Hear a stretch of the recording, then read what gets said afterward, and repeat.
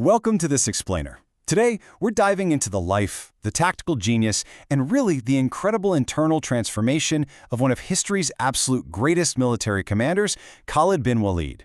We're going to unpack his fascinating journey from being a fierce opponent to a legendary defender and explore exactly what made him so incredibly unique on the world stage. 100. That's the number of battles fought by this commander. And the number of losses? A staggering 0. I mean, to put that into perspective, ancient warfare was just absolute chaos. You had disease, unforgiving terrain, crazy weather, sudden mutinies. Literally just surviving was a massive achievement. So to fight 100 battles and never lose, that's mathematically almost absurd. Yet, despite holding an undefeated record that even the most legendary generals of Rome or Persia could only dream of, the greatest commander in history ultimately died, weeping quietly in his bed.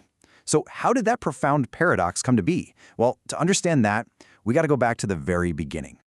Section 1. The Feared Adversary. So we're starting our journey in a time when Khalid was actually the most feared sword fighting against the very cause he'd later champion. His life was defined by a complete identity shift. Back in 625 CE, he was this brilliant commander of the cavalry for the Quraysh, which was the dominant ruling tribe of Makkah at the time. Take the Battle of Uhud, for example, a major early clash between the Quraysh and the early Muslims. His sharp tactical mind was on full display there. He spots this fleeting opening, executes a devastating flanking maneuver, and boom, turns the tide of the battle entirely. He was undefeated and hugely respected by everyone, even the people he fought. But then, post-629 CE, we see this radical transformation. He completely transitions from being the greatest threat against the Muslims into the ultimate defender of their new faith. Now, you might be wondering, how does a monumental shift like that actually happen?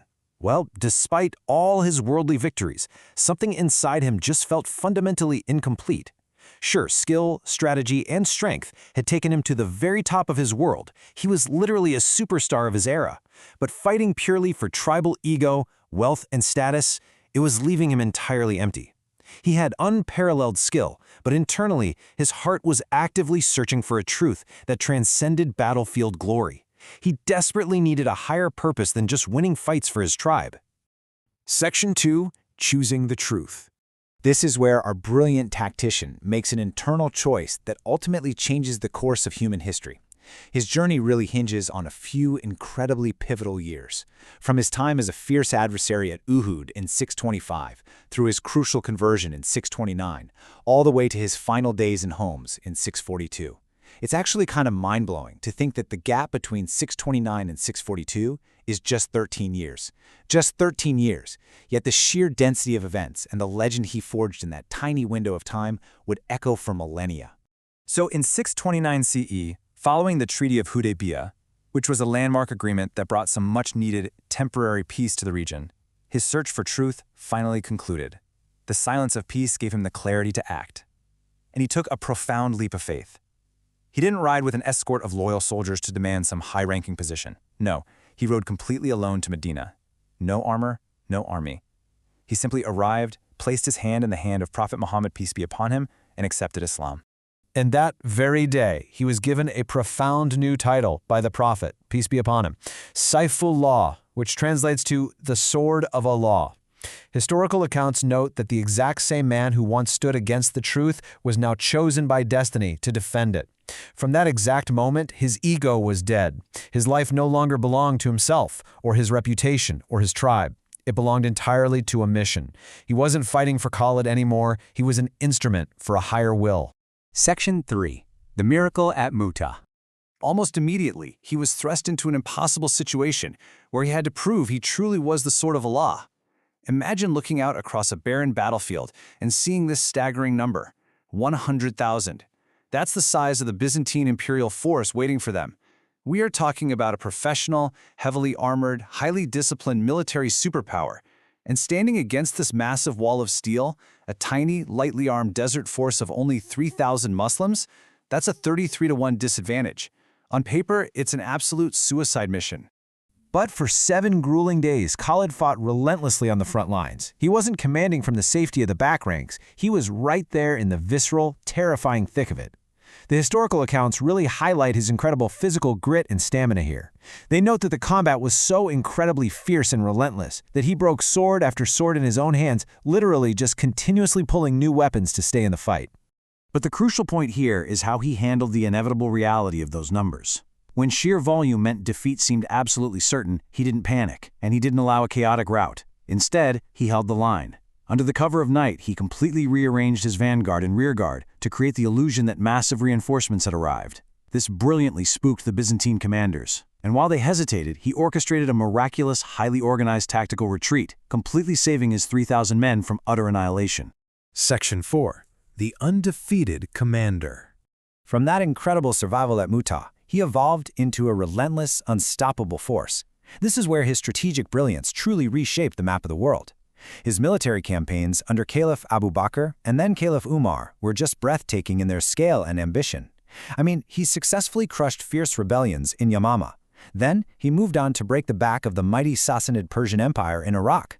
And then, incredibly, he pivots to shatter the massive Byzantine forces at the Battle of Yarmouk. The logistical feats alone are staggering. Historical accounts tell of him crossing the unforgiving, waterless Syrian desert in just a handful of days, a feat considered militarily impossible at the time, launching surprise attacks that completely dismantled the greatest superpowers of his era. And throughout all of those major campaigns, he maintained this impossible number: 0. 0 losses. Across shifting desert sands, against fortified ancient cities, fighting war elephants, heavy cavalry, crazy weather conditions, enemy tactics simply couldn't break him. Over 100 battles fought across his lifetime, maintaining a flawless record that remains completely unprecedented in military history. Section 5. The Final Surrender. You know, the true climax of his story isn't actually a physical victory on the battlefield.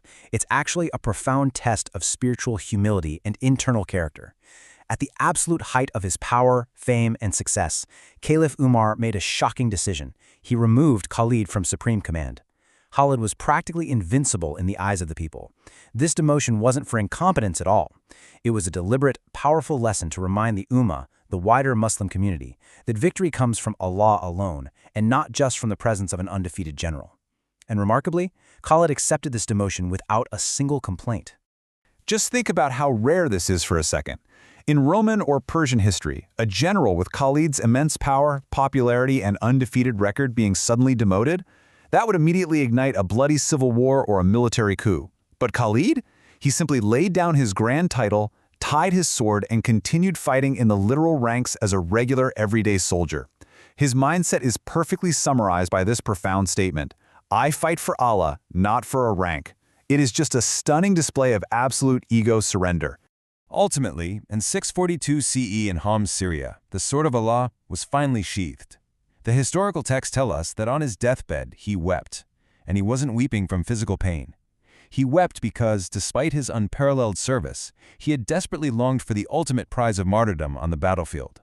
Instead, after a lifetime of war, he was passing away peacefully in a bed.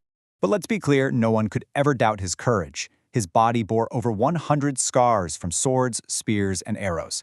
Yet incredibly, not a single one of those scars was on his back. Every single wound was on his front.